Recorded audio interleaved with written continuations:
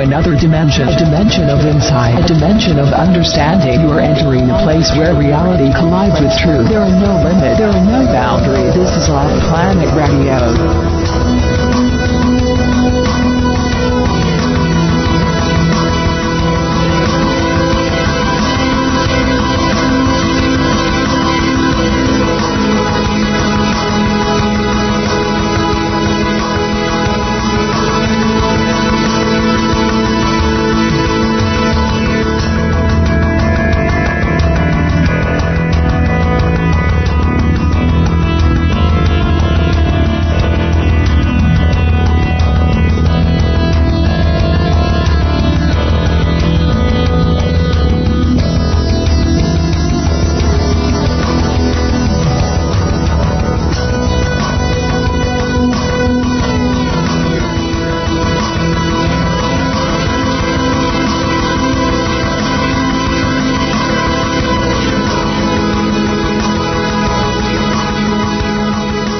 OffPlanet Radio Live, the kickoff Friday night show.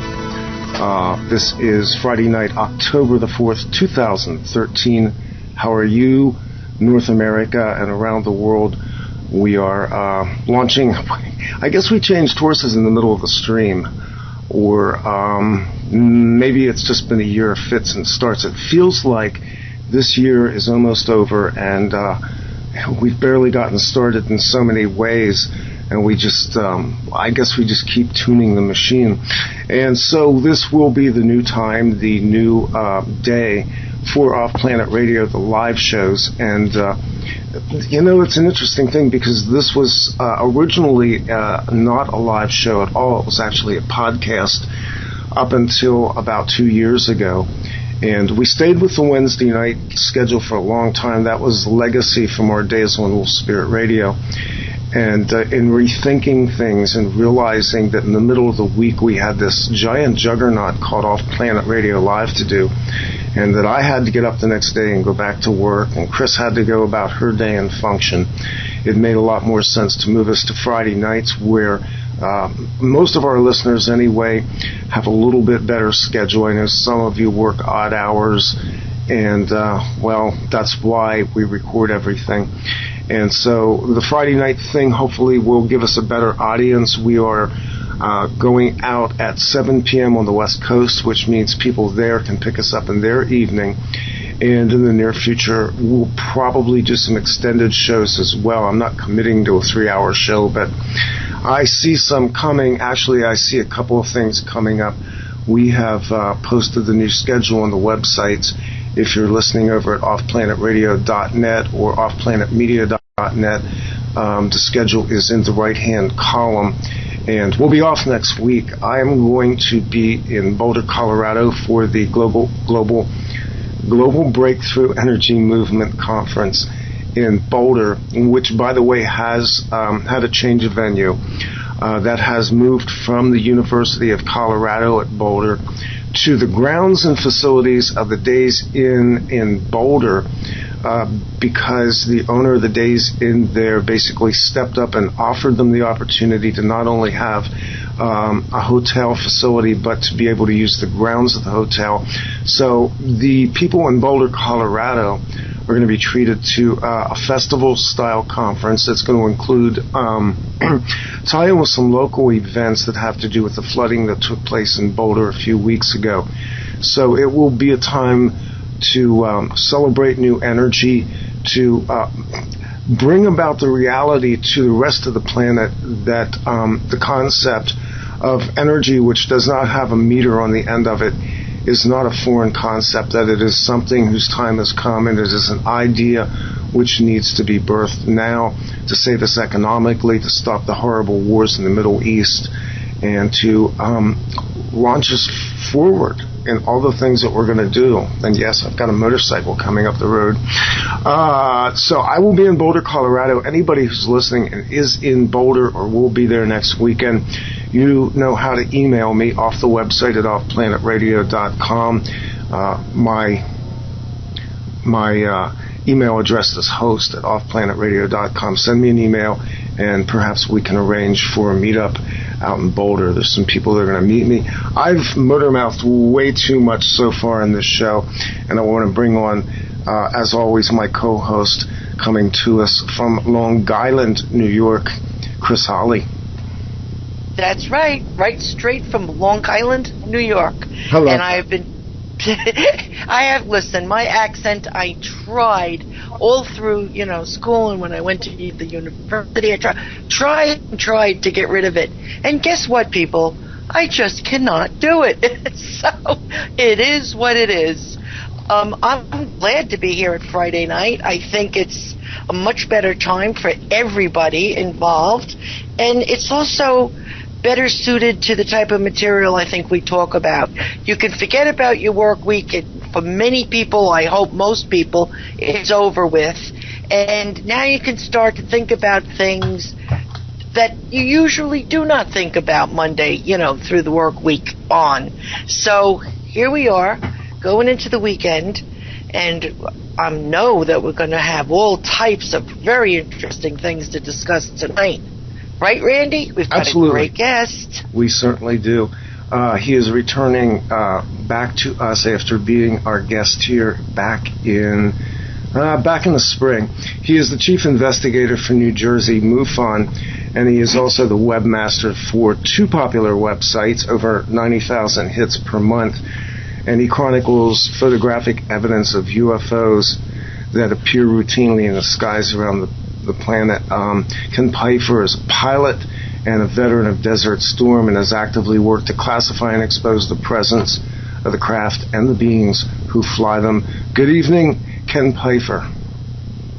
Hello, hi, Chris and Randy. It's great. I'm on your show. I'm excited. It's a good time, and this is, I guess, kind of an East Coast thing tonight. I'm in Pennsylvania. You're in New Jersey. Chris is up in New York, but.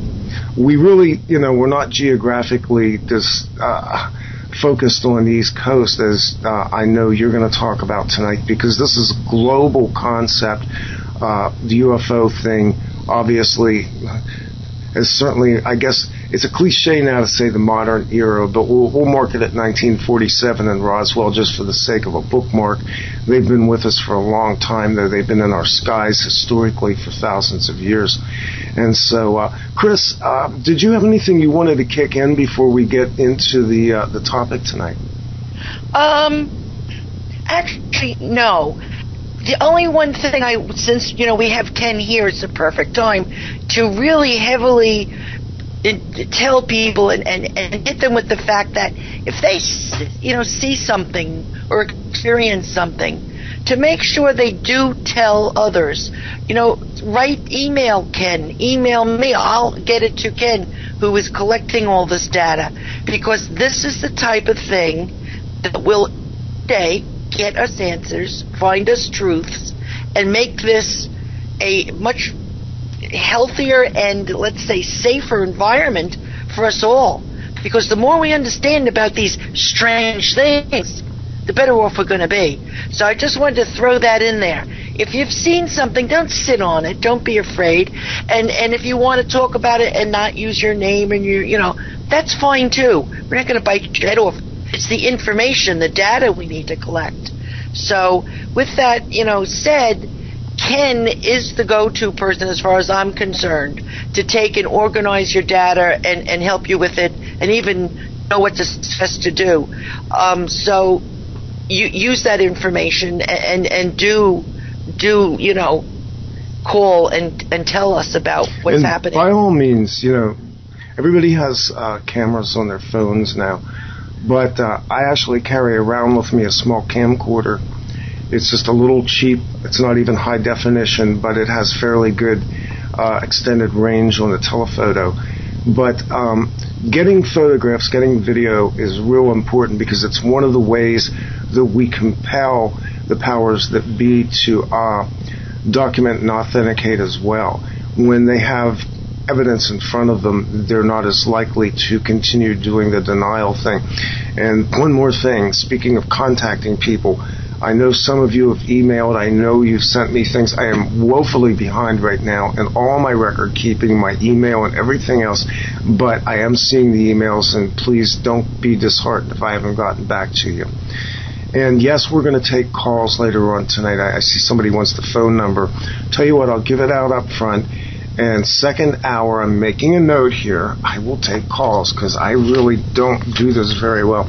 The call-in number for the show, and please hold off for now, is 717-910-0544. Again, 717-910-0544, or you can find me on Skype under my name if you already have that contact.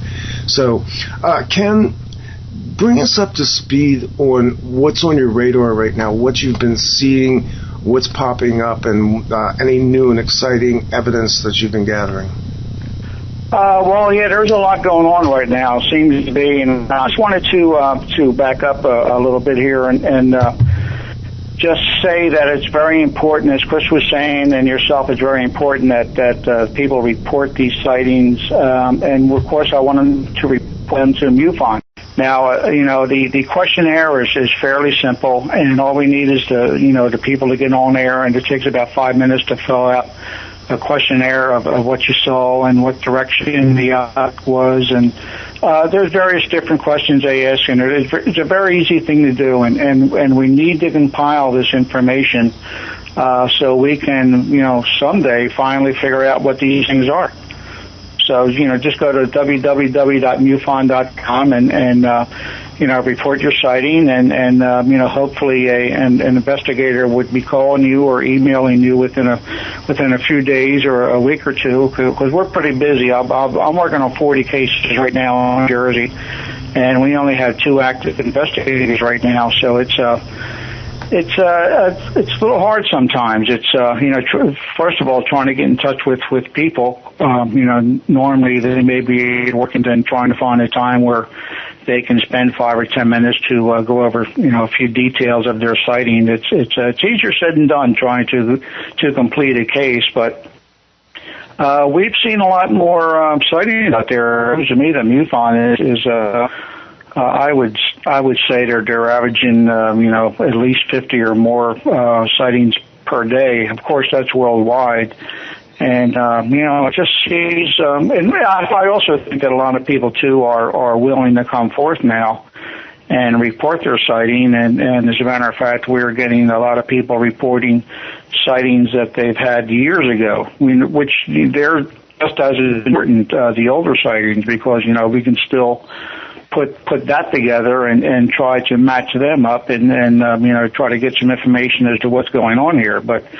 we've been, I think we're more busy now. There's a lot of lights in the sky, and quite frankly, I'm not really sure what it's all about. And that's what we're trying to find out. And can I just step in here, Randy? What Randy just said about you have your telephone with you usually. You have some way to take a photo or do a video, usually with you at all times. Do that, because I received, I guess it was last week, wasn't it, Ken? I think that's all it was just the past week ago.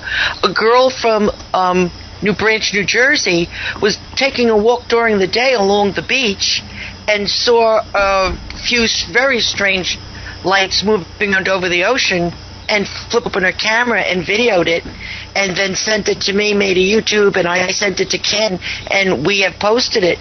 And it was, I think, a very interesting video. Don't you think so, Ken?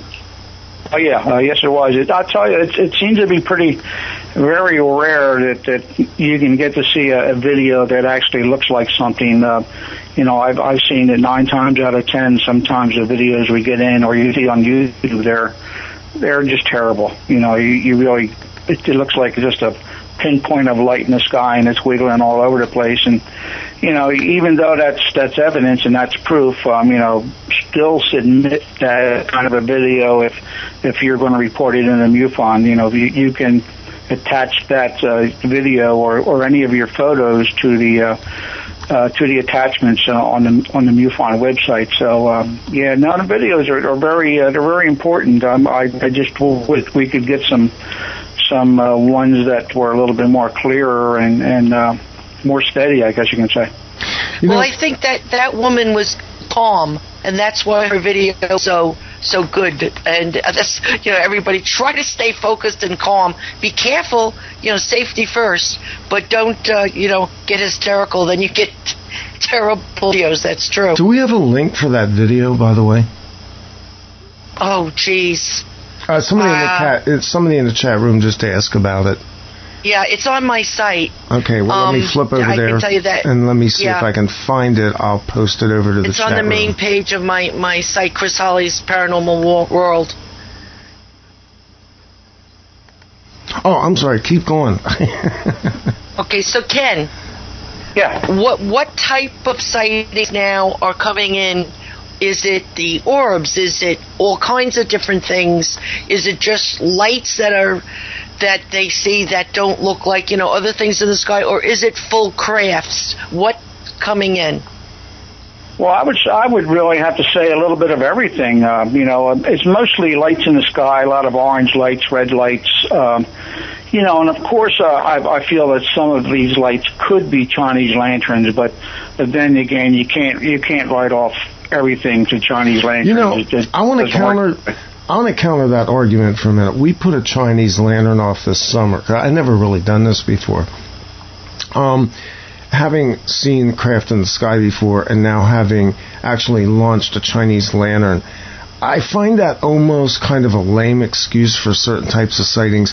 Craft move very differently than a Chinese lantern, and one of the ways you can tell is follow the air currents at the prevailing wind at the time that the Chinese lantern's in the sky. You just wet your fingers, stick it up in the air, and see if you got a breeze, and follow the trajectory. But a Chinese lantern will move with the prevailing wind or breeze at the time, and they don't move that fast, and they don't blip in and out, and they don't do the crazy zigzag turns that you will see a comparably sized UFO doing. Oh yeah, that's right. I was at a wedding on the North Shore of Long Island, and it was on a cliff overlooking the Long Island Sound, which, for people who don't know, is a large body of water that separates Long Island and Connecticut. And we set off 100, I think, and it was 150 big, large orange lanterns at the wedding when night came, and I was absolutely thrilled they did that while I was there, because then I wrote an article about it. Randy is absolutely correct. There is no way that you really can confuse them that much. First of all, they all flow exactly together. There's no maneuvering, there's no changing of course, none of that. They float along on the same wind current exactly, that the one in front of them is. There's no changing if you see more than one, and they flicker and finally burn out. And you can see that, plus the size of them. As they float out and float away from you, they really become very small. Because even if they're 5 feet by 5 feet, when you set them off, as they rise and disappear into the sky, they are, their size becomes very limited, and you can clearly see that that's not a craft. When you see a huge airplane type light maneuvering and changing direction and going in enormous speeds and solid in color and hovering in one spot and then moves to another, then you've got something different. So I think you just have to use your logic with these things. That's one of the first questions. I'm sorry, go ahead, Randy. No, I wasn't talking. I wanted to say that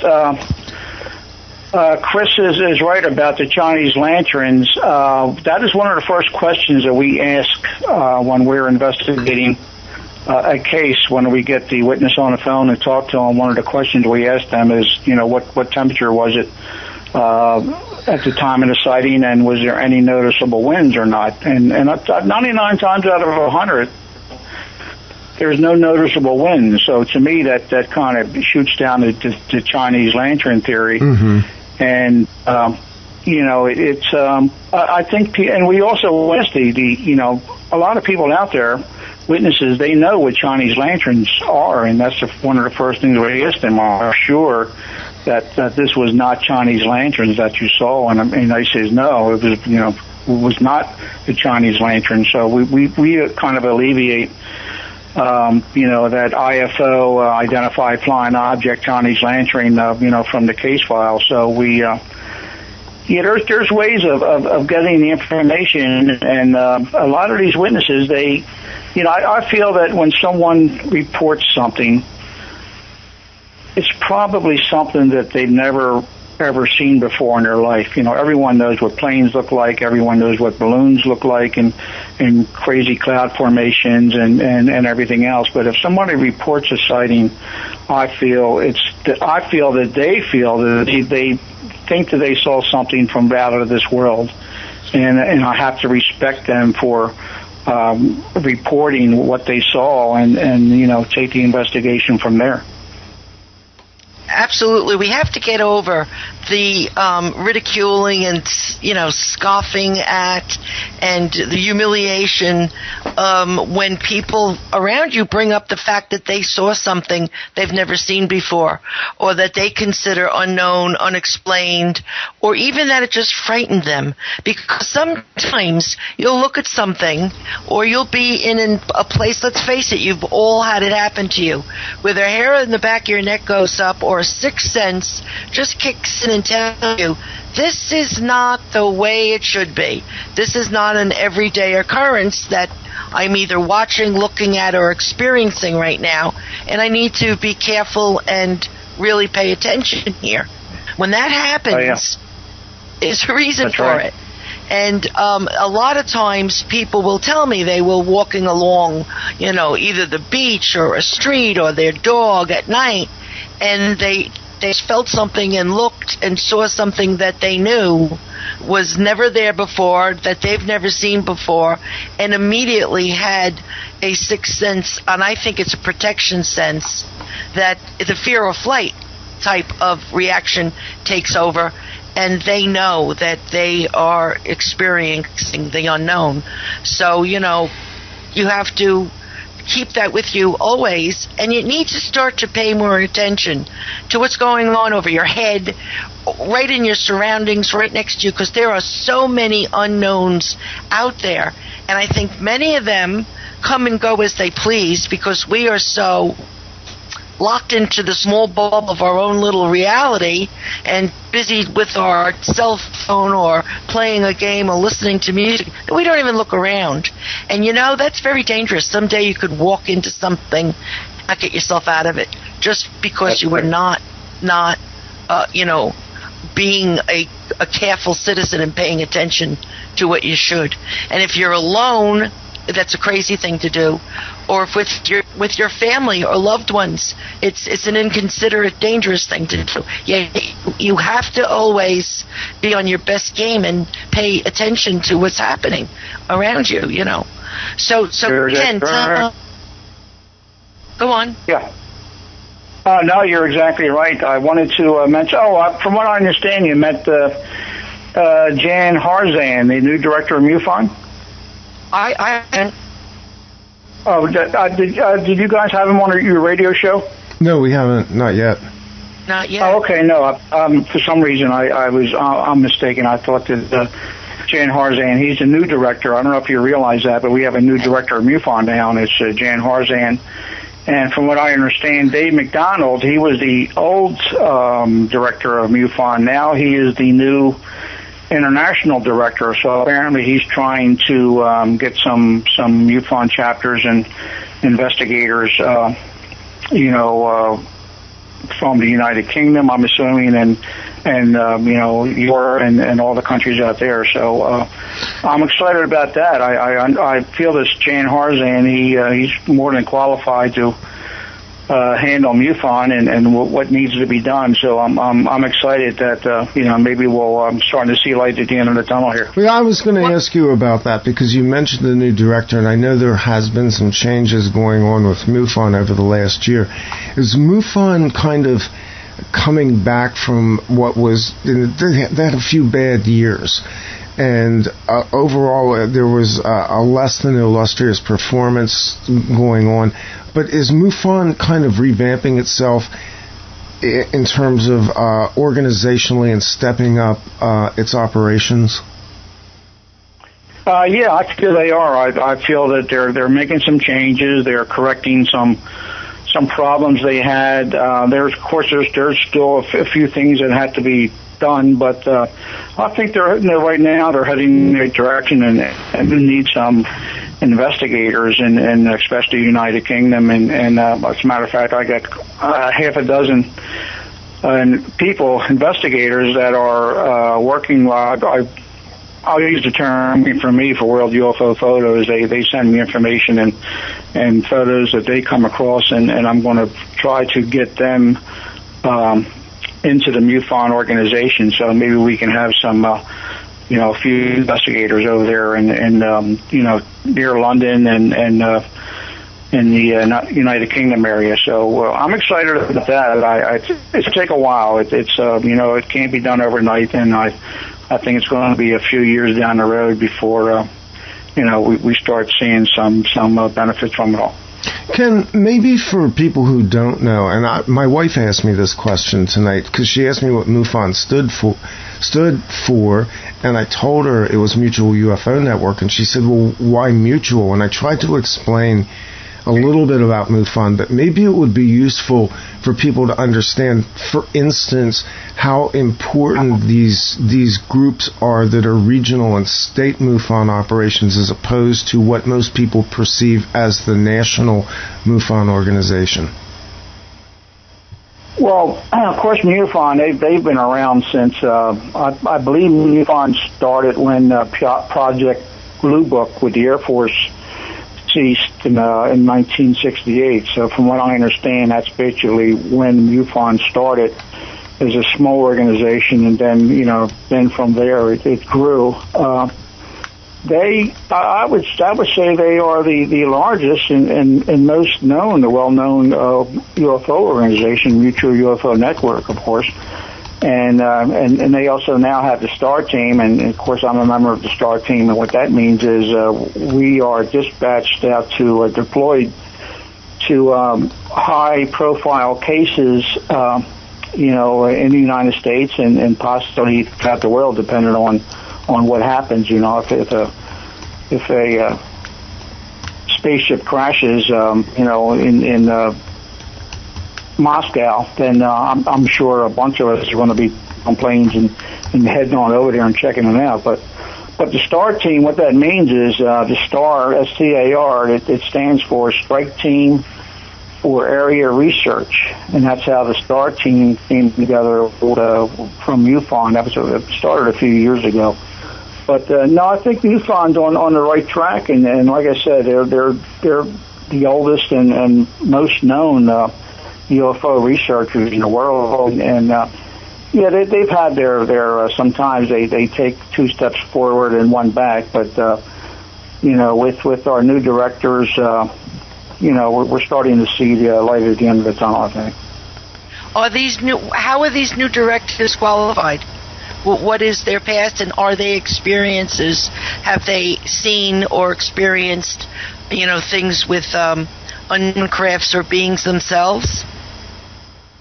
Most of them have. From what I understand, they've all have had experiences. From what I understand, they're well qualified, well educated. Men that have either been in the scientific areas or in a research type or military type of endeavor. They're qualified for sure. They're well educated people who should be able to organize and get us on the right step here, where they have to make our jobs easier, because we're all volunteers. We don't get paid for doing this. I do this because I love it, and that's kind of the hard part, is trying to find people who have a passion for this, who will remain an investigator, who will stay an investigator for years to do research, and you don't get paid for doing this, but it's just a thrill of opening up that email and wondering what new photos you're going to see of possibly an alien craft from another universe. That's what drives me. That's what makes me get up and get on my computer and figure out or see all the new sightings and all the new photos that are coming across. And as a matter of fact, we're still getting a lot of photos from people. They're just out there snapping photos on vacation, and they bring their cameras home and download them on their computers, and they find out these strange objects are in their photos. And of course, some of them could possibly be a bug or a bird or something like that. Of course, a lot more. You can actually see that it's a bug or a bird on many of these photos, and of course we tell them that that's what it is. But a lot of photos, they have things there that I don't have a clue as what they are. I have no idea what they are, but you can't write these things off. You have to treat these photos I feel you have to treat these photos as a case file. I mean, this could possibly be an alien craft somewhere. I mean, you can't guess about these things. There's too much guessing going on. A lot of investigators are guessing that, they probably saw Chinese lanterns, or they probably saw the ISS flying over in the sky, or it's still guessing. And, that's my next question, Ken, is you've been doing this a long time. You are an ex-military man.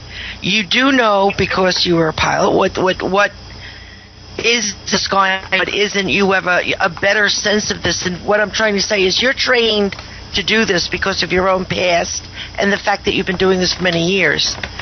Does MUFON, and now this was my biggest gripe with in the past. You know that I was not their friend during their down times, but I'm really glad to hear what you're telling me. That makes me want to, look to see if there's some part I could play in that. But what I want to know, and this was my problem with them, do they take you or the few like you that are in MUFON and give you either the job of building a training manual or giving you the job of taking the volunteers that agree to do this and actually teach them how to have a protocol and to correctly investigate a case? Because in the past, I know this was not done. And I've watched investigators bungle amazing information and data I felt that they just lost because they didn't know what they were doing. So is that part of the new MUFON? That they're from what I understand, they have people. They've, of course, it's like I said again, is volunteer people, knowledgeable people who would know how to organize, know how to set up a training manual or whatever, right. Or even on the computer system. I mean, there's still some things that I feel MUFON can do on their computer system with the questionnaires that they ask the witness. There are some questions there that are very old and antique, and I think some updating could be done and should be done. But then again, you're getting back to you have to find people that wants to do this, and you have to find people that's going to do a good job.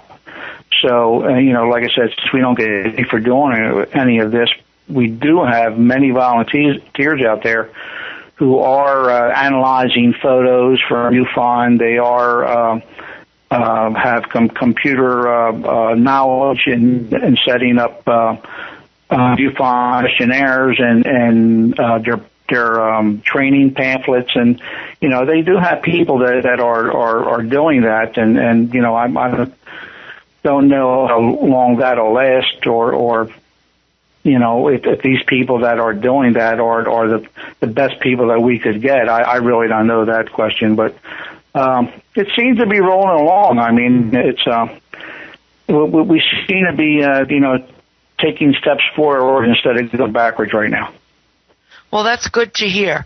And if they do implement those things and do put in procedures and everything, which would make the volunteer's job much easier. Because if you know what you're doing, you feel more confident in what you're doing, and they would collect the right data and know how to do it. MUFON would build into a powerhouse of knowledge. I know that years ago, Mr. Bigelow Robert Bigelow was funding MUFON, but I do think that has changed. Is there anyone or a source of funding coming for MUFON now, and what would that be? No, I don't think, not that I know of. I mean, I'm not really in the inner circle. Of course, I'm on board of directors. I believe there's, I don't know if it's 6 or 8 people on the board of directors. As a matter of fact, John, I don't know if you know John Ventry. He's the state director for Pennsylvania. He's been at many of these UFO conferences, and you've probably seen him on TV once or twice. As a matter of fact, he wanted me to be, I am now also chief investigator for Vermont and chief investigator for Rhode Island. So he asked me to come aboard and help him out, and so I'm trying to juggle my New Jersey cases and help him out at the same time. But yeah, he's a good guy. He knows what he's doing, and he's one of the board of directors, and they're the ones who I'm really one of the last people to ask about a lot of the new things that's what they're doing and what's going on. A lot of times I hear a lot of it through the grapevine, as you do yourself. And I don't like that I have to be so critical of this. However, it's been so important in my life, such a huge part of my life, this subject matter, that I am like almost desperate at this point for some organization to get their act together and really pull it together. And it's just like I've always seen as just simple misses that they just kept tripping on that would devastate the entire method of collecting data. And if they could just do that, I think it would be an enormous tool in finding the answers to what these things are that are flying all over States, the world. Tell me a place where they're not cited. That's the question, instead of where are they being cited. They're all over. Yeah.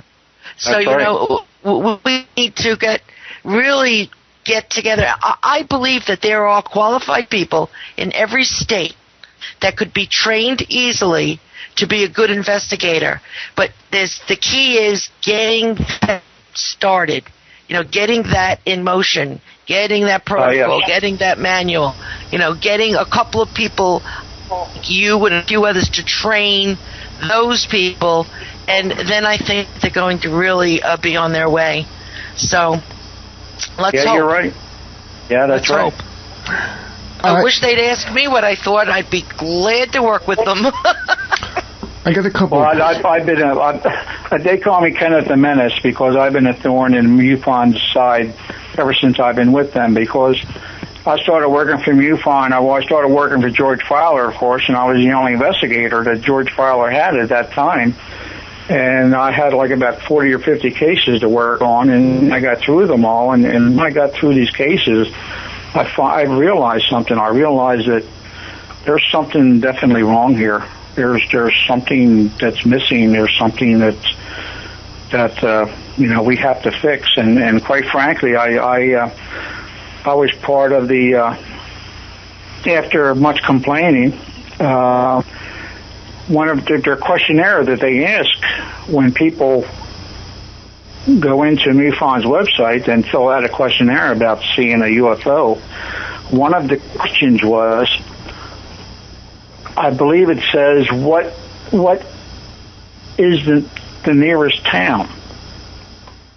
And like if I live in Franklinville, New Jersey, and a lot of people are reading this where they're not actually reporting the town that they saw the UFO, they're reporting the nearest town. Instead of reporting the next town, instead of reporting Franklinville, New Jersey, they would no, what's the next town? Well, the next town would be Clinton, New Jersey. They would be putting that in. So many of our cases, I'd say at least, I'd say 10 to 20% of our cases, they were wrong to begin with because they had the wrong town down as to where this decided. Right. So I got them to change that, and hopefully it's working much better. But at least now we're starting to get at least the correct location as to where this show was. And it's little things like that that make a tremendous you have difference. to fix. Yeah. Right. Yeah, so I'm trying. Got a couple of questions here coming from the chat room. One of them was, have you dealt with any cases with very large-sized UFOs like these? I guess the ones we saw over Texas a few years ago. Have you been involved with investigating that? Are you aware of it? Can you comment on these very large-scale UFOs? Well, I think I'm before, since I'm a member of the STAR team with MUFON. I was deployed to New London, Connecticut a few years ago. And New London, Connecticut, people don't realize it, but that's where the General Dynamics Corporation is, means that they're ones who make the nuclear subs. The nuclear pens are right there. The nuclear submarine, the pens are right there. They have a large nuclear plant, which is not far from there.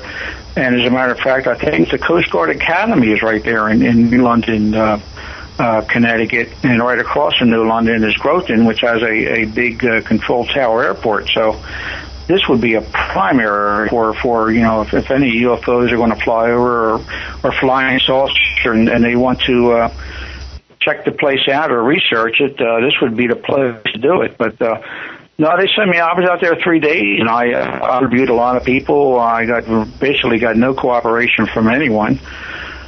I interviewed the police department and the local newspaper, and I figured I would interview the guards, the nighttime guards, from all these different plants that they had there, and all these guys, they literally wouldn't talk to you. They said, we're not allowed to discuss that. So it turned out to be a big dead end. It was a big goose egg, but that was a very large, a humongous triangle, that black triangle that flew over. And of course, the one witness, he was a very reputable man, a businessman, and he reported it. So MUFON felt that maybe they should send one out there because of the nuclear pens there. I think that's why they sent me out there. But I came with nothing essentially.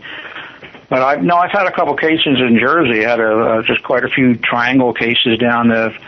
Had a large triangle case down in Alloy Township. As a matter of fact, I have some of the best nighttime photos of an alien craft in the world from this Alloy Township sighting. What you can do is just Google Alloy Township triangle, and a ton of things should come up. And it has photos. And as a matter of fact, the witness from this sighting, he became an investigator at MUFON. This was an amateur astronomer. He lived in Clayton, New Jersey, and since he was an amateur astronomer, he wanted to move a little bit further south to Jersey, for the less light pollution out there in the boonies, as we call it. So he did. He bought a home not far from Bridgeton, New Jersey. It's called Alloy Township. And the sky is crystal clear down here, and one night he was out there in his observatory. He built a domed observatory in his backyard. It's small, but it was, just this guy had some expensive equipment.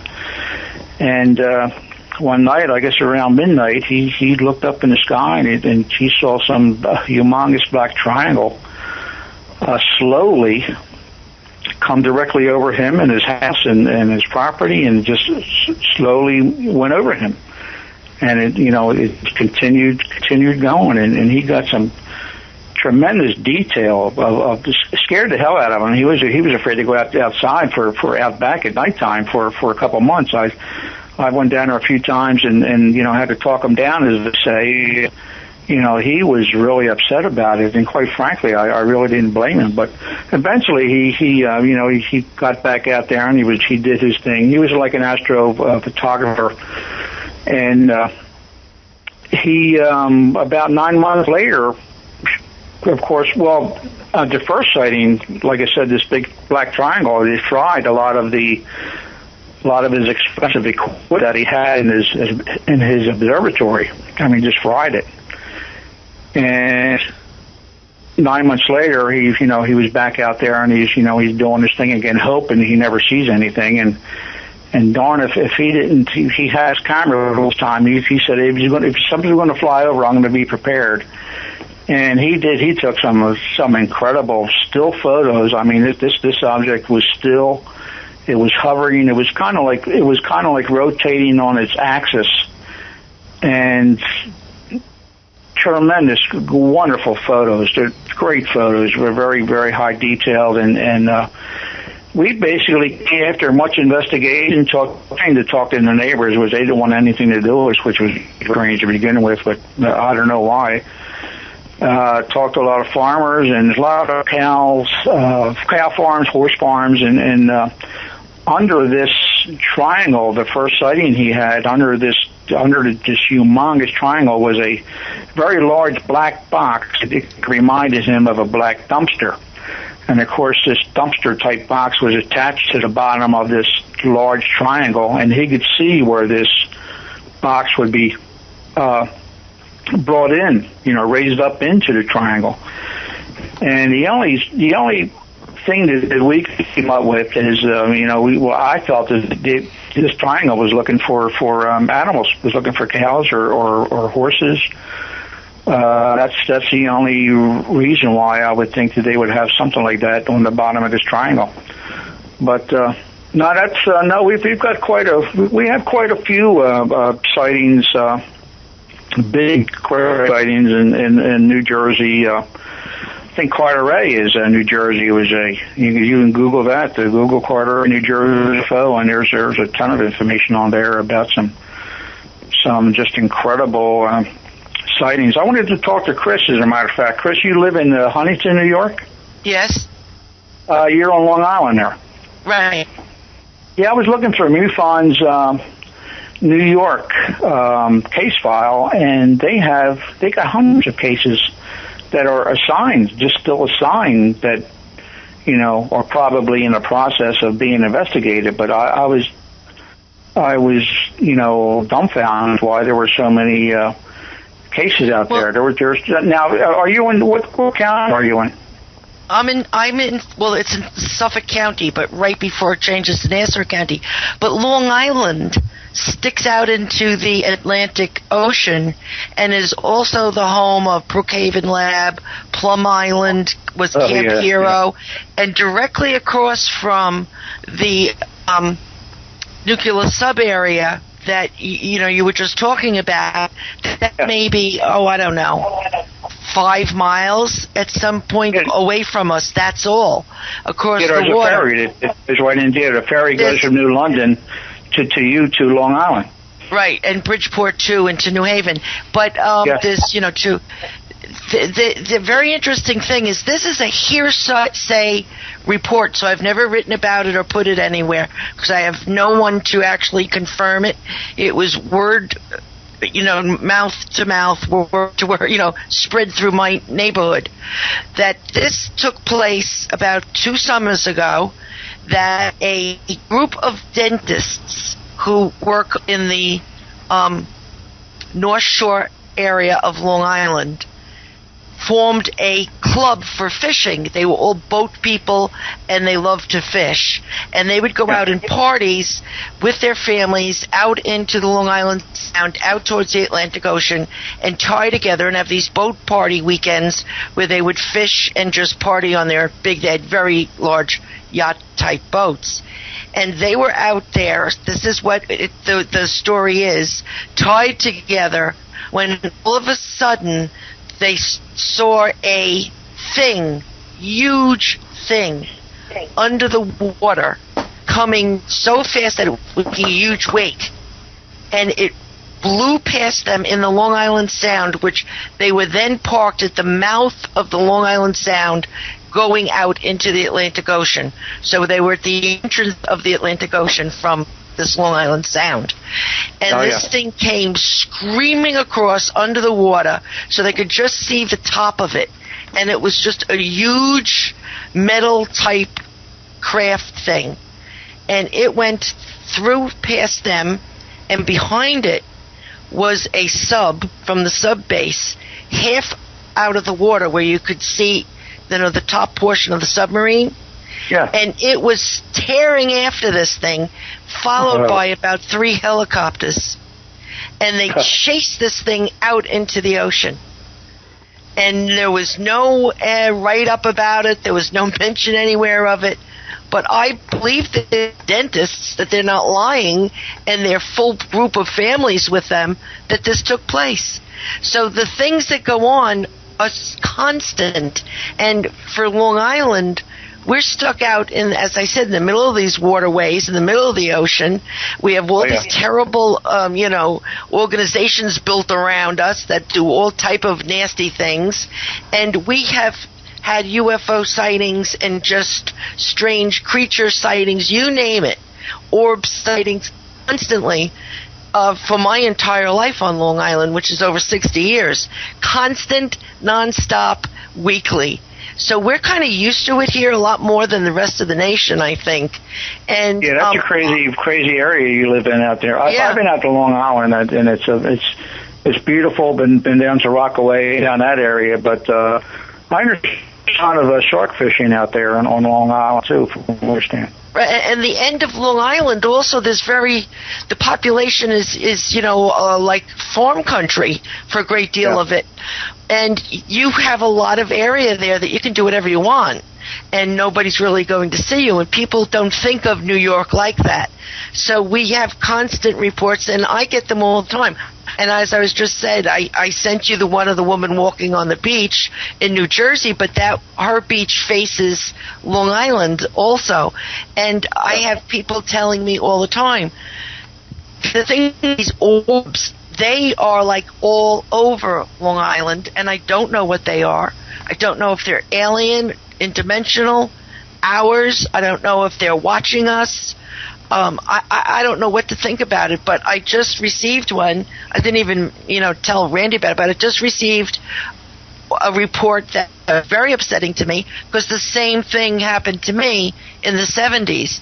And this was a couple that were driving in their car, and they noticed in a tree a red orb just sitting in the tree. And he stopped, and the thing moved out towards them a little bit, which frightened the wife, and just hovered there looking at them. And he was going to go climb up in the tree after it. And I thought, well, that would be the end of the man. They'd never see him again. And the wife insisted he get in the car and drive away, and they did. Except this thing then followed them and flew right over the top of their car and then took off out into space. That's frightening, because I don't know what they are. What do they want? Why are they doing this to people? And what happens to the people that maybe we never hear from again? Did they go missing because one of these things got to them and they were, isolated from other people? I don't know. Do you get any reports on something like that? What do you think that is, and why is this going on? And it's been going on for over 40 years that I know of. Well, apparently it's been going on for a very, very, very long time, and that's exactly that's what the mystery is. I don't have a clue. I really don't. The only thing that I could think of is maybe some kind of like a drone type of device that maybe these alien craft are sending out, to spy on us, and instead of sending their big spaceships down, they're sending these drone orbs out, and that's the only thing that I could really think of. Surveillance. Now, the large orbs frighten the people, and they will hover over people on Long Island and look back at them. But I haven't had any information that they did interact with the people. It's these small 3 to 6 foot size orbs that seem to be dangerous, and I do think it's some kind of surveillance, but they also seem to be able to cause harm to the people that they are trying to, connect with or gather. I don't know what they're doing, but I want everybody to be aware of this, and if you see something like that, don't investigate it, especially if you're alone or just with one other person. We could never see you again.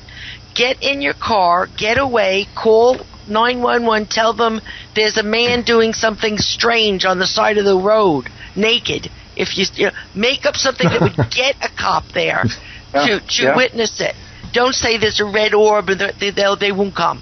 So you know what I mean? To use your logic and try to get people there to witness what you're witnessing, and maybe sooner or later we'll figure it out. But stay away from them.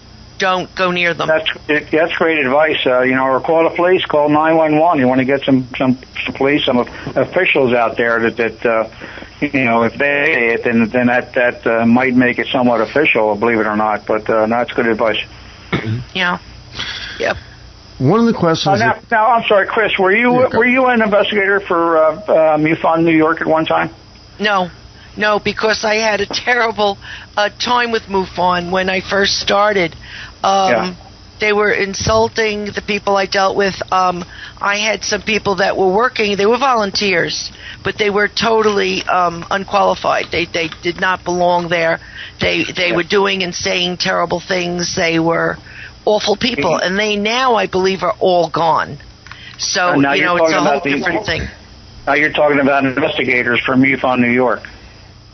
Not from MUFON, no, just from MUFON, generally, across the country. Oh, okay. They were older individuals that were just horrific and treated, I was, at the time, I've been doing this for 10 years, I was writing and coming out with new stuff and different things, and they just didn't like what I had to say. It didn't fall in line with what they wanted, and they were quite rude and unpleasant to me. I will say this. Broke away. I think where MUFON needs to tighten up, or they need to find some other way to do this, is where they're dealing with personal encounters, abductions, and things like that.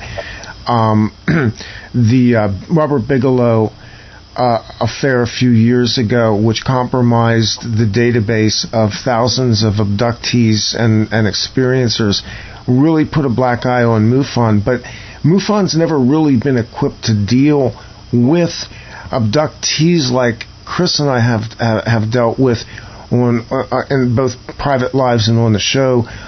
People who have had upfront experiences.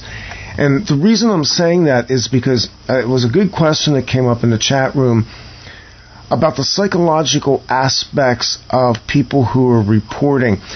How are you able to profile people who are reporting in ways that kind of allows you to deal with the psychological aspects of these things, Ken?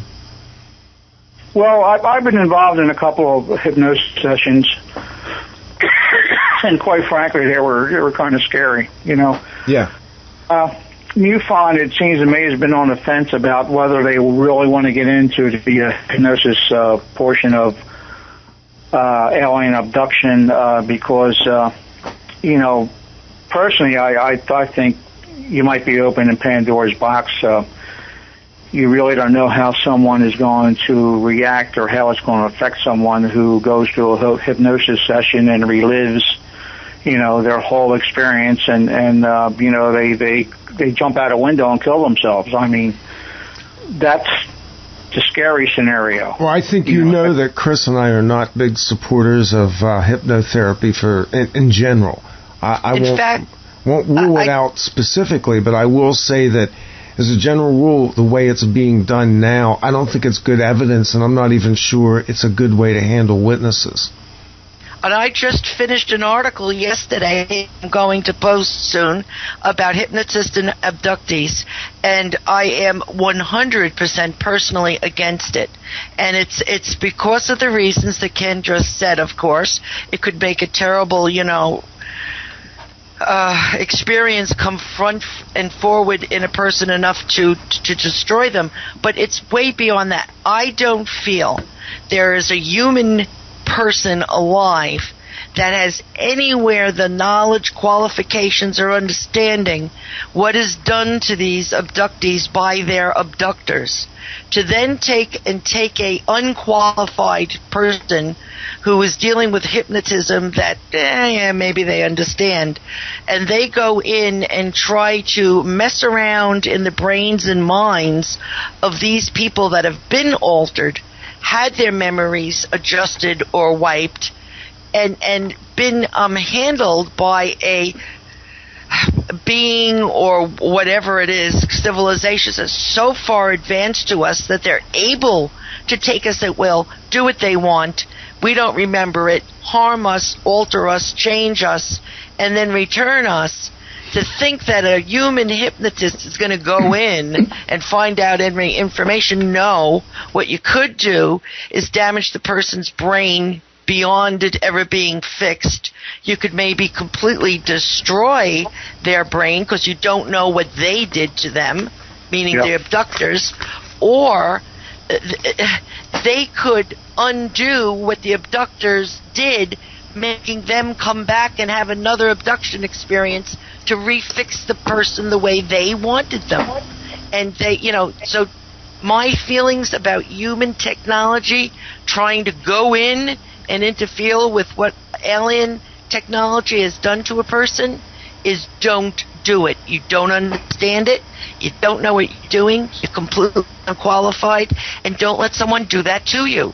There's other ways to deal with it. But I did an article about this. I think you're 100% right, Chris. I really do. As a matter, we do have a hypnosis. One of our investigators. As a matter of fact, he's a chief of police up in North Jersey, and he's a licensed hypnotist. And MUFON basically didn't want him to do a hypnosis session on any abduction witnesses we had because they felt that he wasn't qualified enough.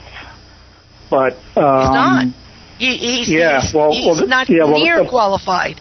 And what happens if the person goes into some type of physical reaction because something was done, right? And they don't know it. They're not doctors. They couldn't do anything about it. So it's a very dangerous thing. And I think it would bring more harm to that person and maybe encourage another abduction. Because I think been altered or dealt with or handled in a way those beings that take them want them to be. So if you undo it, they're just going to go and fix it back the way they wanted it. Now I also guys, we're coming up on a break here, so just let you know. Let me just make this one point finish.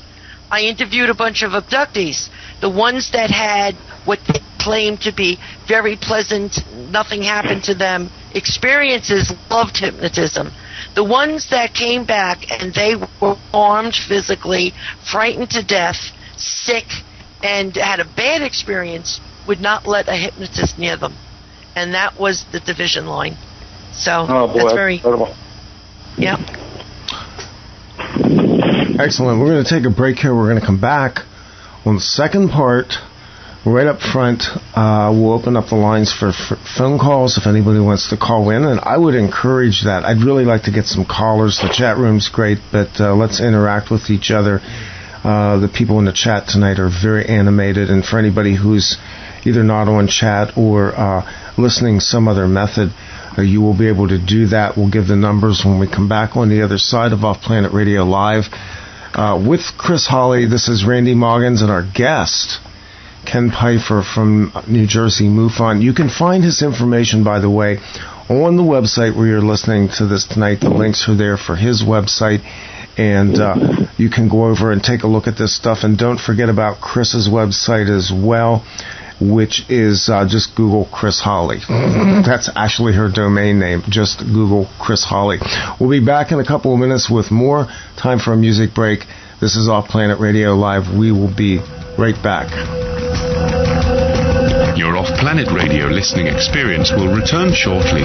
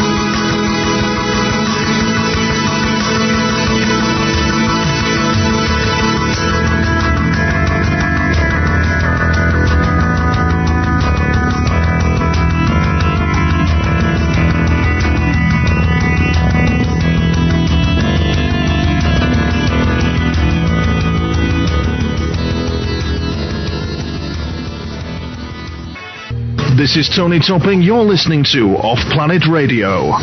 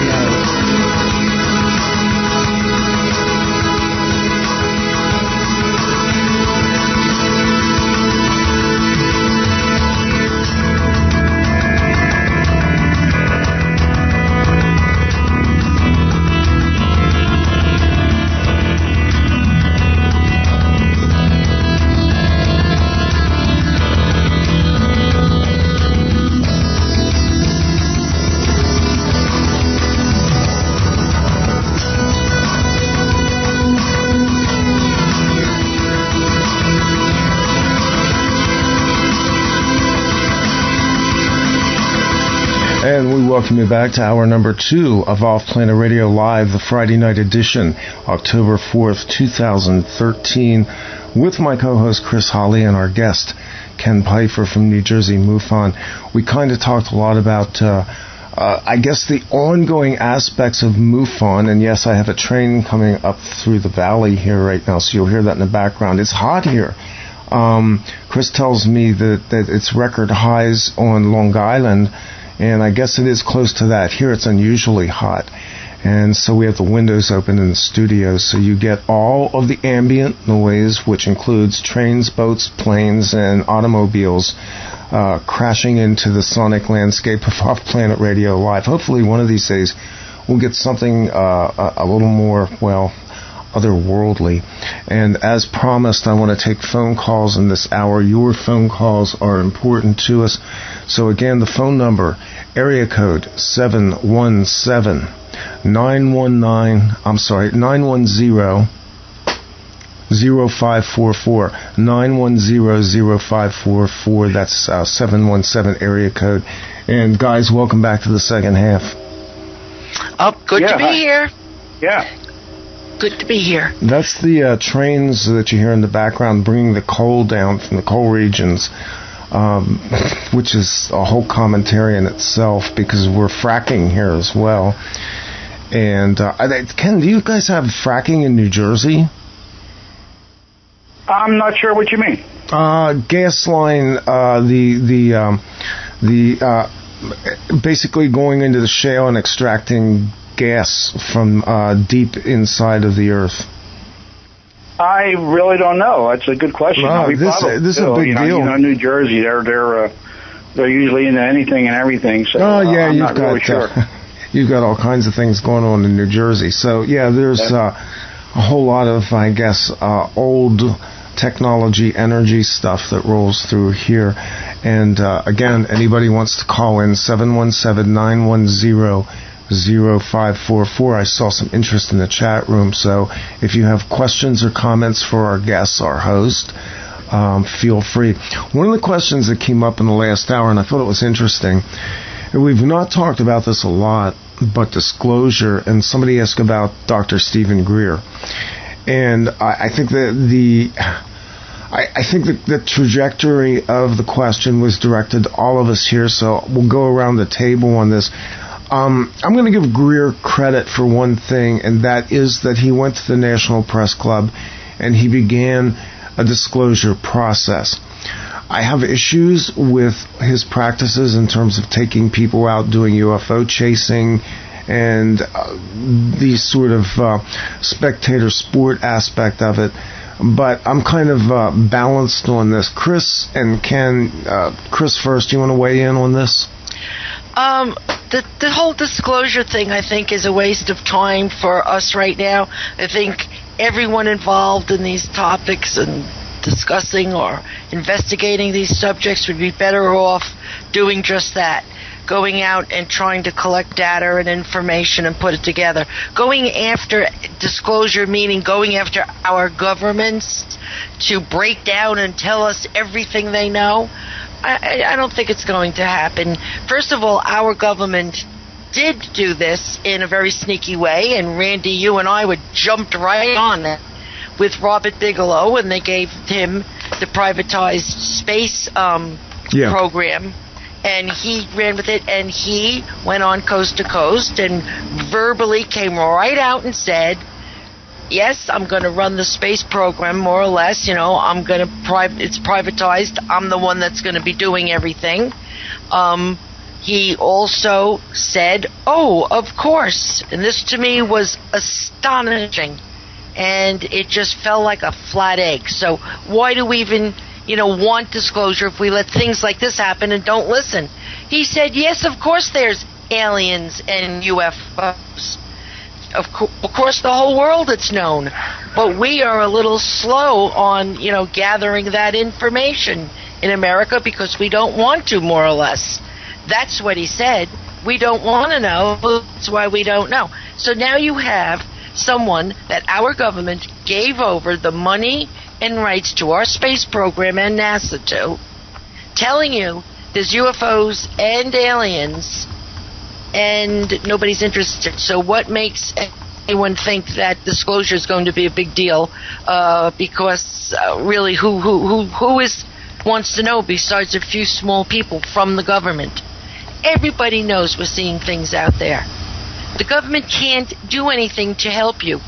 If you think the government's going to be able to protect you or provide answers for you that you can understand, government's closed right now. Crazy. And the government's that's right. It's closed. And the government's closed. Sorry. And they might be back next year, maybe not. We don't know. But that's not the way to spend your time and energy, in my opinion. It's not going to happen. The thing that has me worried is shame on the government because we were not protected on 9/11. I mean, I'm sure that's another show. That's another topic. Don't get me started on that. We were left with our pants down, and of course, the conspiracy theories think that the government. Sometimes I wonder, what really happened. That, like I said, I guess that's for another show that I'd like to be part of. But Bigelow, from what I understand, from what I've been told, NASA is sending any and all UFO reports directly to Bigelow. Right. Yeah. So he's getting all the information and disclosure. I agree more with you. I think disclosure would probably. I think the stock markets would crash. I think people is going to be jumping out of windows. If you have $10,000 under your bed there to invest, I would invest in gun manufacturers because that's probably the first thing that someone would probably want to do is run out and buy a gun if the president came on TV and said that these aliens exist and we really can't do anything about it. I don't think that'll ever happen. And I'll tell you why. The government will never formally disclose. I've said this many times. They have too much liability. And there's other, I guess what you would call overlapping aspects to this that go into what are called military abductions, and that linchpins over into secret projects that have been going on since the 1940s and 1950s. There would be way too much exposure legally for the government to do that. But I will say this. If you look at the culture right now, if you look at media, movies, there is a gradual boiling of the frog in terms of disclosure because more people are now open to believing it. And I think this has a lot to do with the consciousness shift that we're in right now, that we've been in our generation, that our generation for some reason is prepared for this information, and that the general populace, while lagging woefully behind, is also being brought up to speed in ways that make sense, beginning with Close Encounters of the Third Kind, E.T., and movies like that, which began to popularize the concepts of extraterrestrials. And I don't think that they were picked subjects by accident or by the movie makers. I think the government had their say in pushing that type of entertainment out there, just like they pushed out Bigelow to do that coast interview. That is the way they are disclosing to you. And they're doing it slowly because of what Ken said. They can't have mass total chaos if they came right out and said it. And as Randy pointed out, I think the government's been mixed up in part of it with the aliens or other beings for probably the beginning of time without the ability to say no to it. It was, we're more powerful, we could knock you out in a day, not even being close to your planet and wipe it, so you're going to do what we say and we're all going to get along. So you can't present that to a public. And of course, I think you're right, Chris. Yeah, and black op projects combined with aliens and our military it has been going on forever. So can you imagine, Randy, if that was known? They'd have a free-for-all across this planet. People would be so upset and angry and, frightened and the whole thing. So it's going to go away until eventually it becomes second nature like it is in Denmark. Because I think it was that Denmark, Randy, that Bigelow said that the whole entire country had a mass sighting. So now they kind of just take it as second nature. Well, don't forget, too, that in Scandinavia, there's some unique aspects to this. If you look at the northern part of the globe, and Scandinavia falls into that, certainly Norway, Sweden, Holland, and even the Baltic states, the northern atmosphere is a little more clear. You have a colder climate. And don't forget the Norway spiral that occurred a few years ago, which was, I think, still one of the greatest unsolved mysteries we've had in recent years. But that was spotted over Norway at a very interesting period of time, and nobody's ever satisfactorily explained it. But we're getting this overall, and I don't want to call it conditioning. I don't know exactly what word to use. We're being gradually immersed into the concept of other beings, other worlds, other dimensions, other experiences that the common collective consensus really hasn't locked into yet. But they're getting there. It's slowly soaking the human race into, understanding these things. And we're talking something, the way this conversation is going, I want to bring it, if I might, to some questions I had to throw out there to both you, Randy, and Ken, and whoever else is listening. I was watching a show, again, about Sergeant Peterson and the Rendlesham, I have a terrible time saying that, forest incident in Germany. And it was telling the story again, and yet this was now presenting the facts when he was so-called touched this craft and received the binary, easy for me to say, code, that when they fed it into a computer, it came out with some type of very, I thought, benign message like, future planetary investigation or something like that. And they talked about it, and Sergeant Peterson himself said he really had to question even what happened to him, because he said, why this type of code that they could easily decipher? Why was it English? Why did it, all happen the way it is? Why did it happen to him where it happened? And his answer to it was that it was the military, a top black ops program that this whole thing to them, and got away with it under the muse that it was a UFO incident. And I thought about that because I've always thought the military was combined with it. I think some situations I encountered included both humans and alien-type creatures around me and the other people that were with me. I always believed that the combination existed, military and alien. Then they started to talk about High Brazil, the island off of Ireland that sank a very long time ago that they think they were given the coordinates to look to as an original point of interest to the aliens or what. And I thought of that, and that bothered me for one big reason, and that's why, Ken, I asked you before if you were Irish.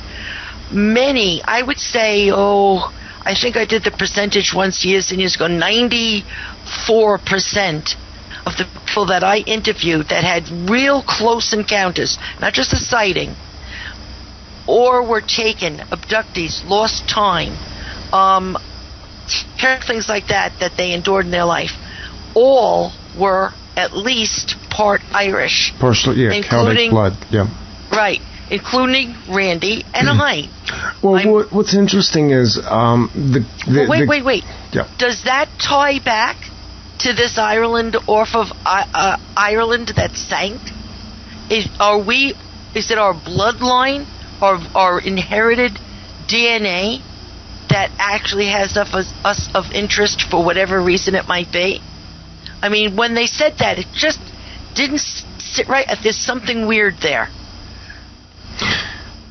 The answers that I've been given over the years, and this goes into a whole lot of different areas, including people who were profiled for psychic abilities and people who were profiled for certain skills, and specifically related to the recruiting that went on with Project Talent funneling into CIA MKUltra projects, was that they profiled people who seemed to have these exact same profiles as well.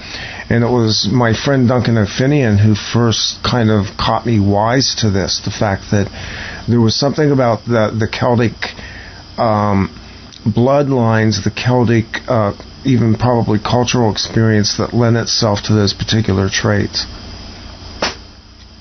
So it's white Aryans. Yeah, exactly. Are the ones who people claim that's the kind of people they are. That's coming another.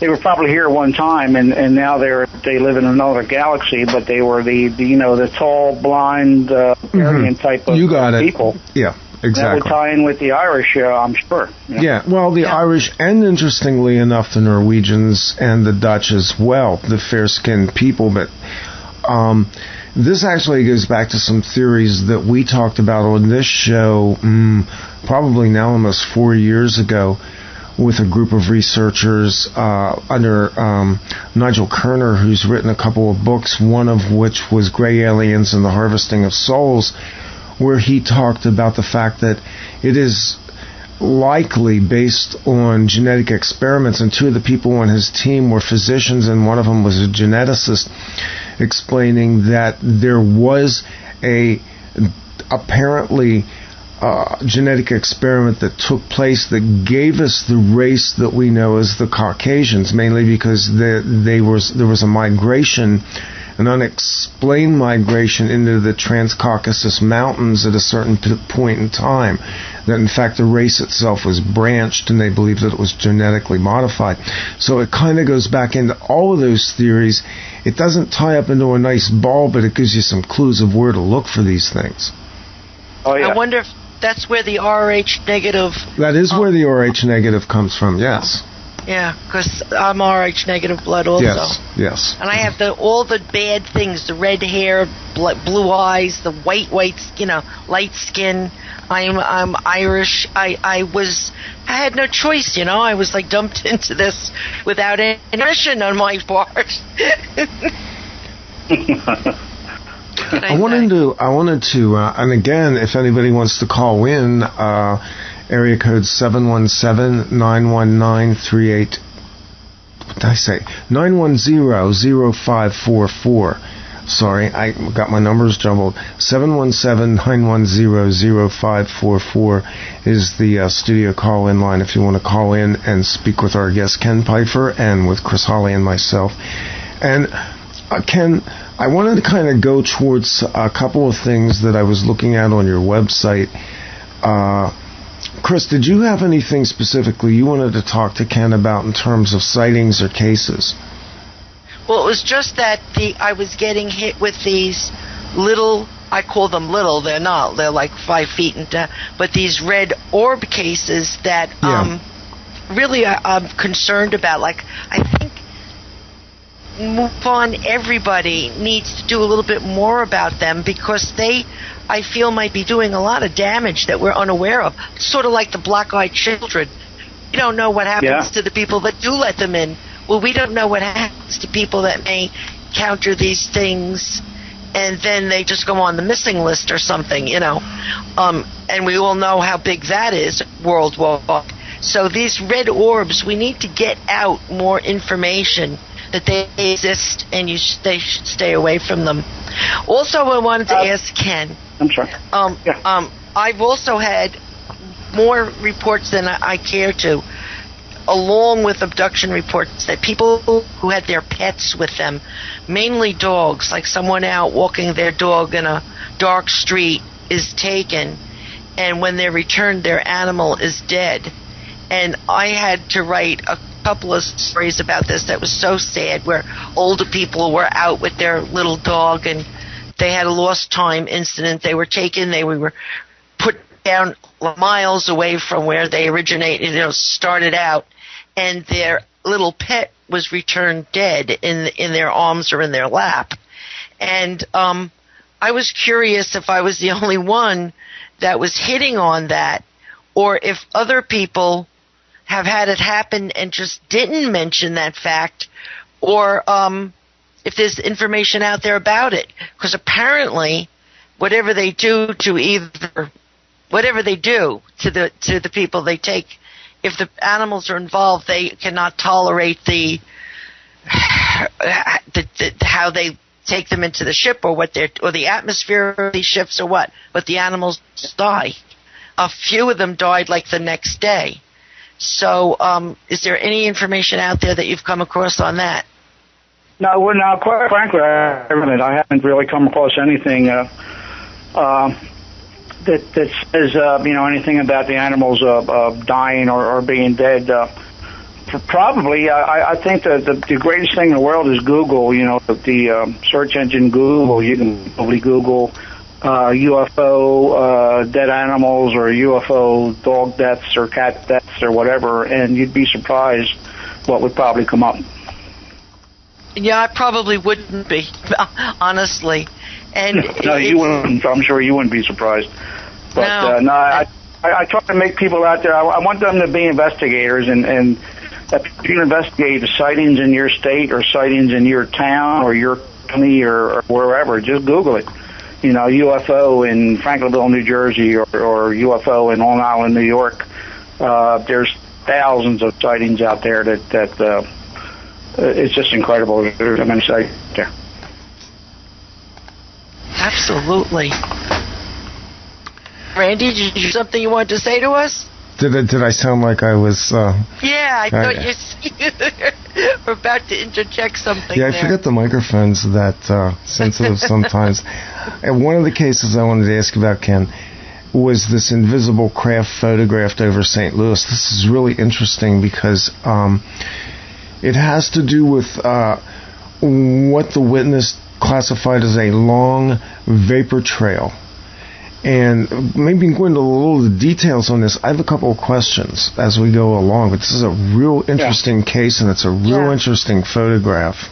I thought it was a great photo because I feel that, whatever was creating these contrails, it wasn't there. It was invisible, because I live in Franklinville, and of course the planes fly over my house every day. The Philadelphia International. I lay into my pool out back and look at the clouds and watch the planes fly over, and that photo, these contrails. It'd be a different story if this contrail was 30,000 feet in the sky.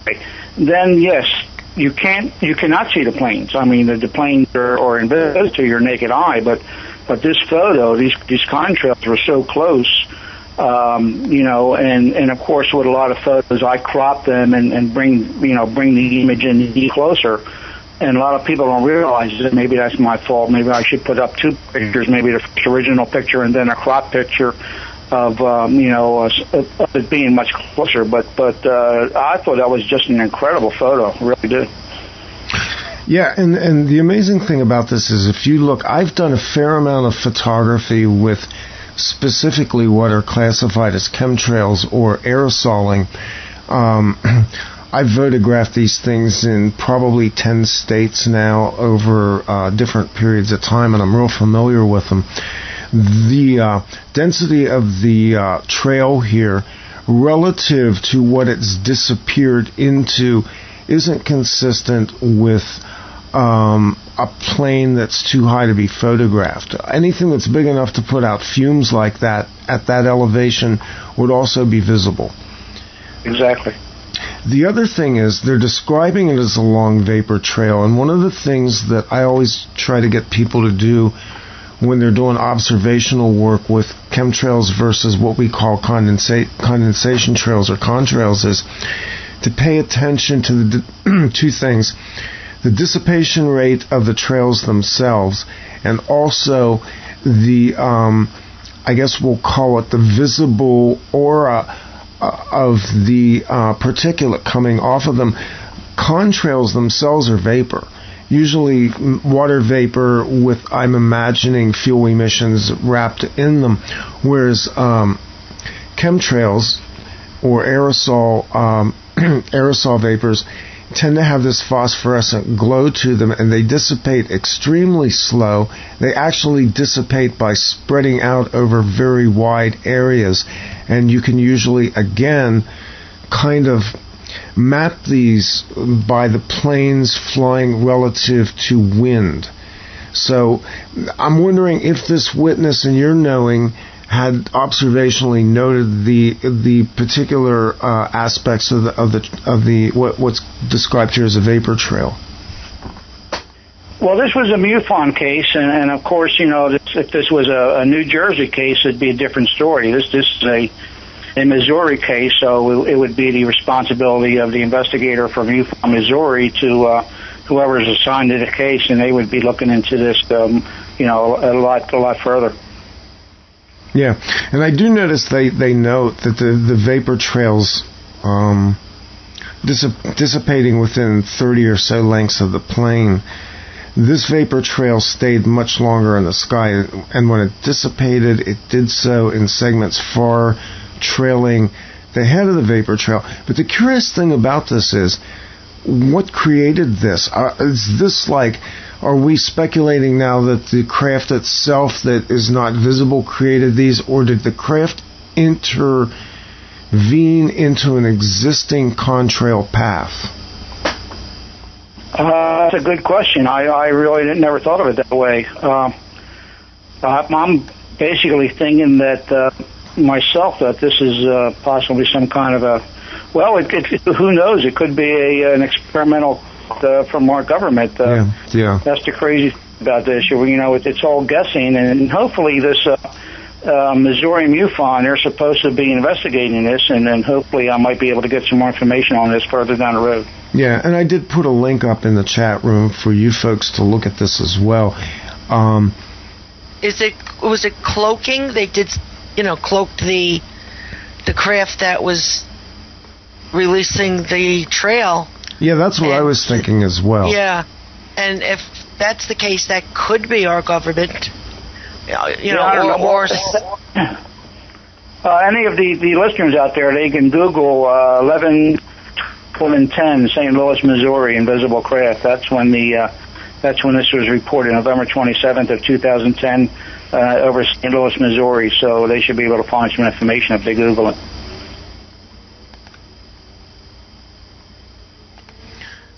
Chris, have you got anything? Well, the only last thing I've been wanting to ask for many shows now is something that I just keep going back to. And I know it's old news and all that, but you know the Stevenson case, Stevensville, right? Right. In Texas, they had the big... How far, because it came up again in my mind when Ken said about they asking about the town next to the town. Isn't Crawford, Texas, right next to where this all took place in Texas? I'm not sure. No, I'm not sure. Now, I'm wondering, I'm not either, and I'd have to look it up, which I didn't do, and I thought maybe someone in the chat room would know. And if that's so, and I think it's close enough, this was always so curious to me because a president of the United States has a huge ranch right there. And I thought when it first took place that I read that this thing was over his ranch. And if so, wasn't that like a huge national emergency, just event beyond belief that a tremendous craft got through airspace can't be in, isn't allowed to, that's protected by our military, and was not, like, World War III didn't break out over this? How come that all just slid past everything? It was too close to that area for it to be coincidental and not noted. Do you know what I'm saying? I was at the ranch you're talking about, Bush's Ranch in Texas. Yeah. Right. I knew where you were going when you said Crawford. Yeah. Right. Yeah, Crawford, Texas. Yeah, President Bush's Ranch, and I'm on Google right now, as a matter of fact. I have it. Let me see, Fort Worth area. I just Googled it. Well, that's supposed to, from what I understand, that would be or should be prohibited airspace. So that would cancel out any planes or anything being able to fly over that area. That's a good point, Chris. Something to check into. I think it wasn't made a big enough deal of, and sort of was like swept under the rug. Yes, all these people in Stevensville saw this. Wait a minute, it's real close and was first reported over Crawford, which is where the President of the United States at the time had a absolute huge ranch. There's no fly zone. Why were they going there? What was the connection?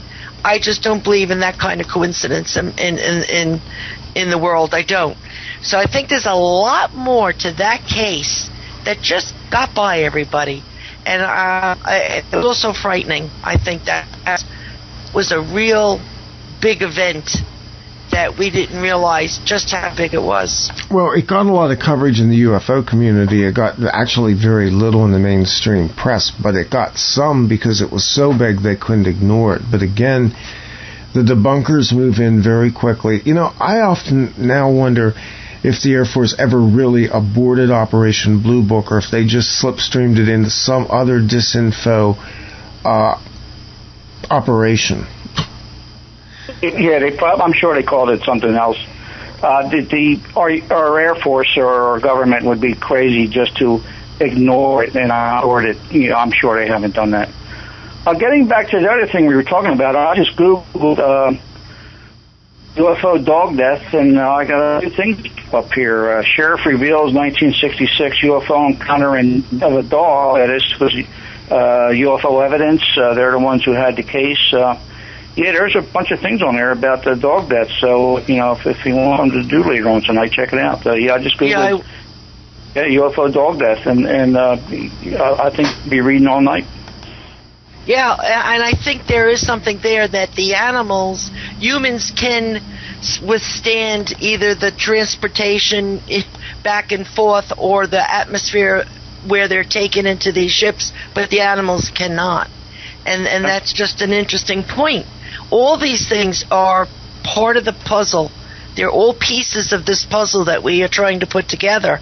And, there's just no one place to put all the puzzle pieces together and stick them into finally figuring out what it is that the puzzle is telling us.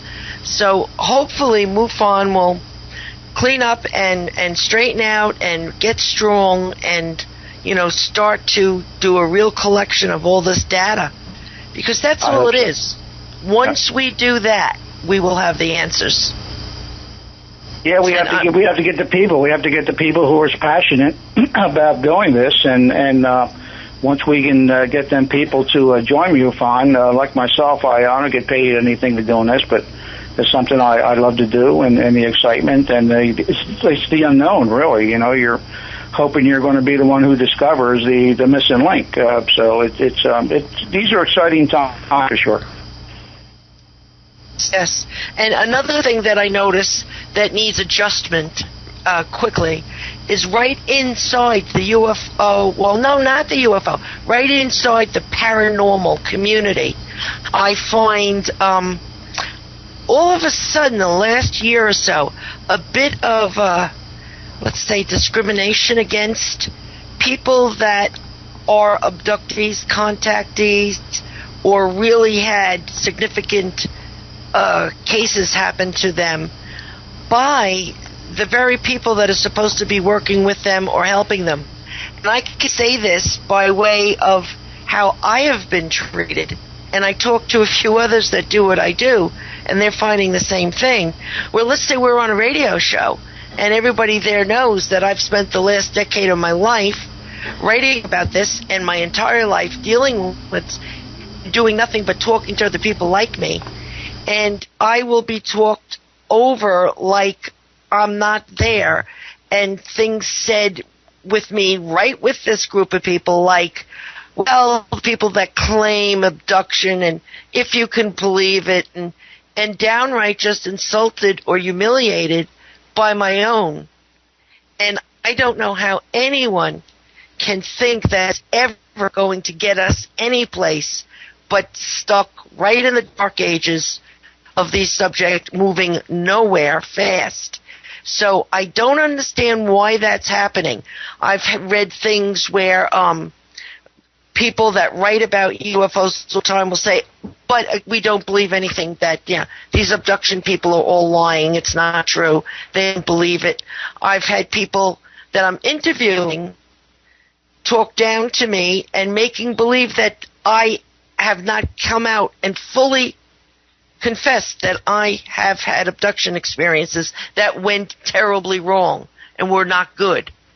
And they will talk to me badly and try to ridicule me.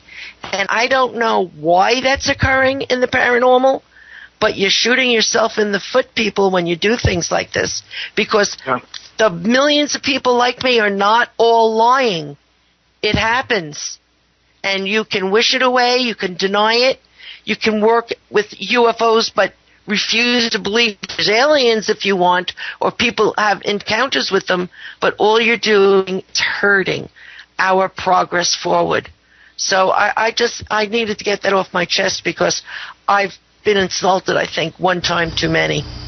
I'm surprised to hear that, but then again, I'm starting to be questioned from some MUFON officials why I am posting, instead of UFO, why I'm posting alien craft sightings on my website. And, I told them I see it like it is. Someone says UFO, and the first thing about is an alien craft, a flying saucer. So, if they don't like what I do, then, well, they can all go to hell. Well, that's my basic attitude, but I just find it sad that I have information probably if the right people wanted to know it and it would take the time to ask me, I could tell them invaluable information, and so could all the people that I've interviewed that told it to me. But you know what? Nobody asks. In fact, they'll stay away from you. Now, I don't know if there's pockets of, different areas in the paranormal. People want to stay enclosed in just those areas because they don't know anything about this. Or they just don't believe it, so they swipe you away with their hand.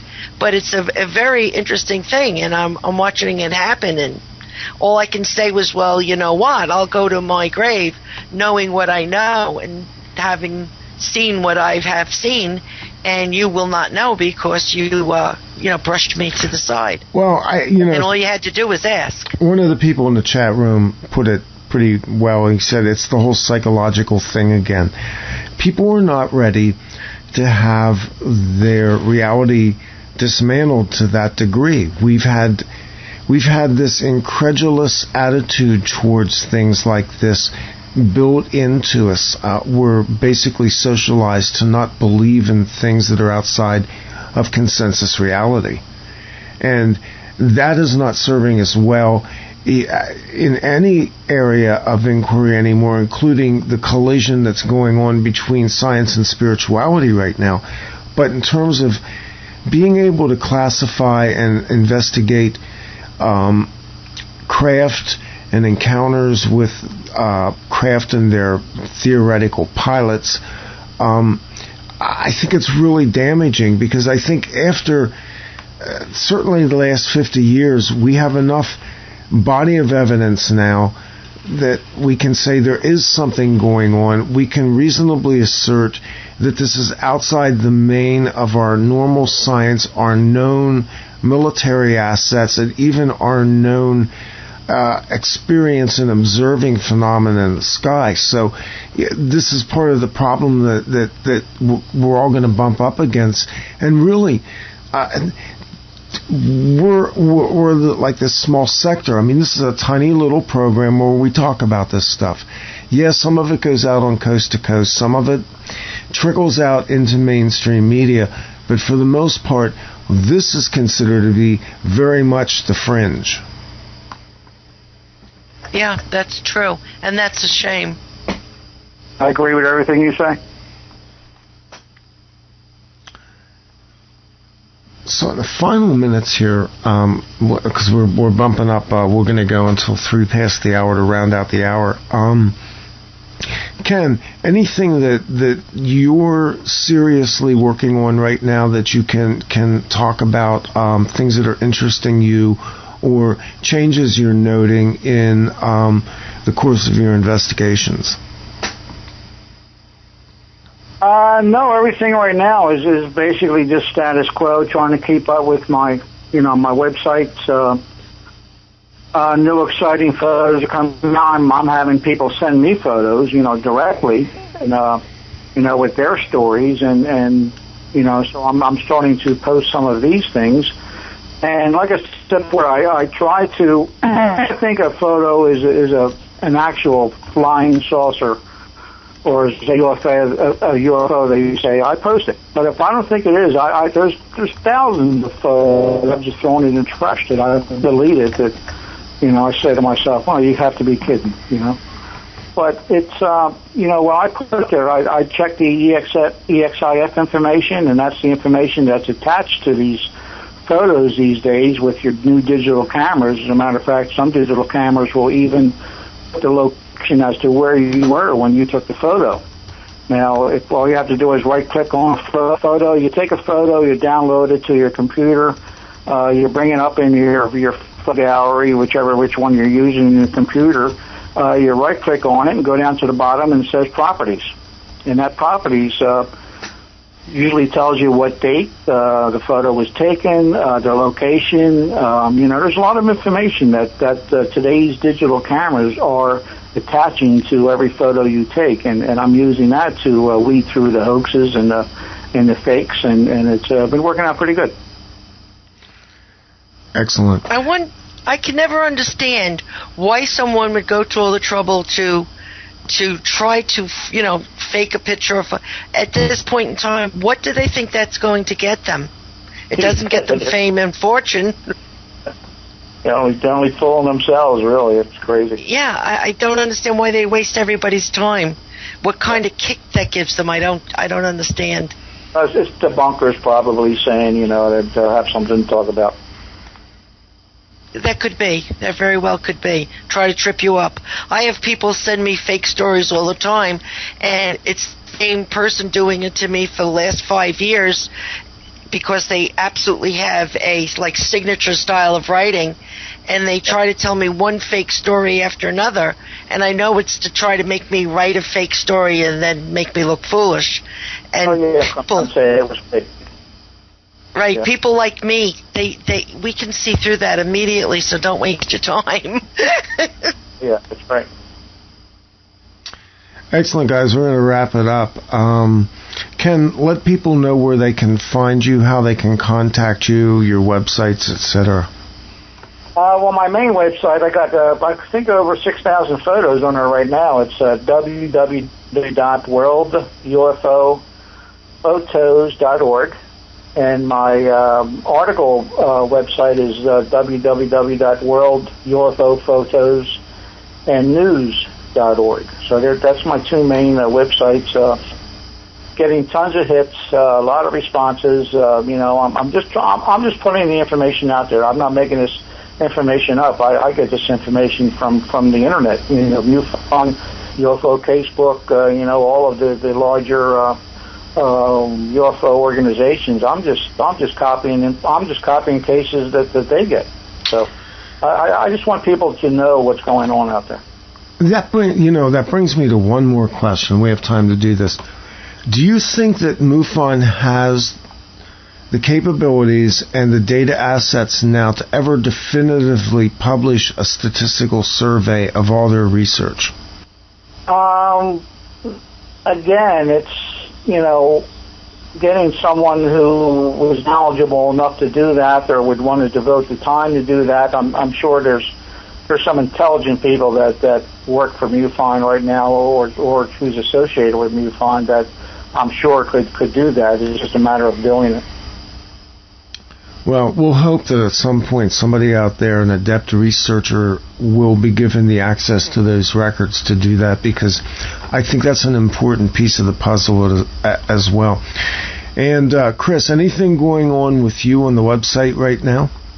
Well, no, I'm very busy in my personal life because I'm in the middle of selling my house, trying to buy a new one, and all that. So I have been lax on my site. I'm the first to admit it. However, I just did finish my article about baptism and abductees, and I'm going to try to get that out there as soon as I can.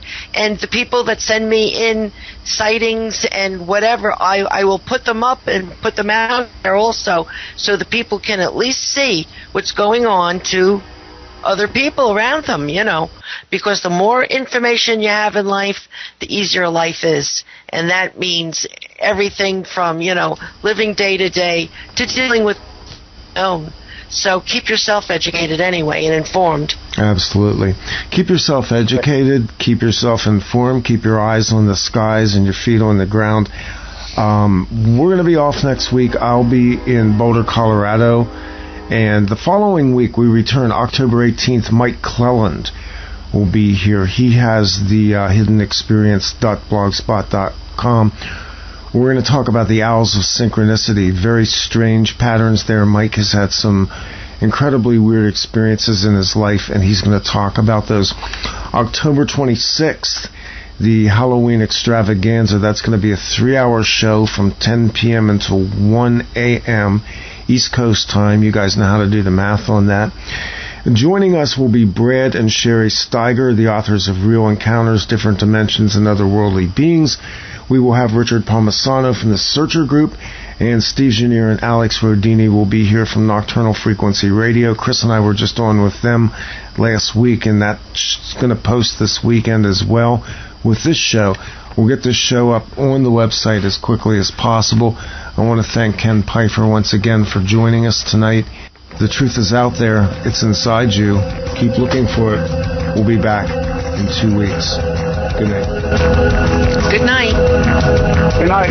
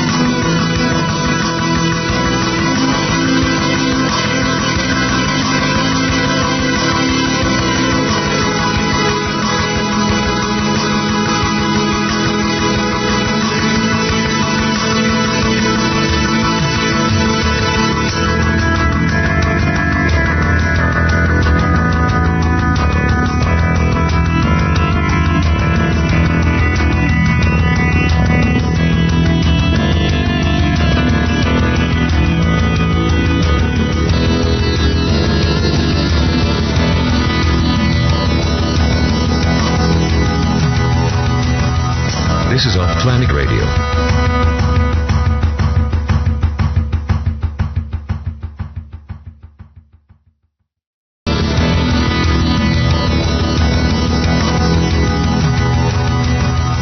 This is OffPlanet Radio.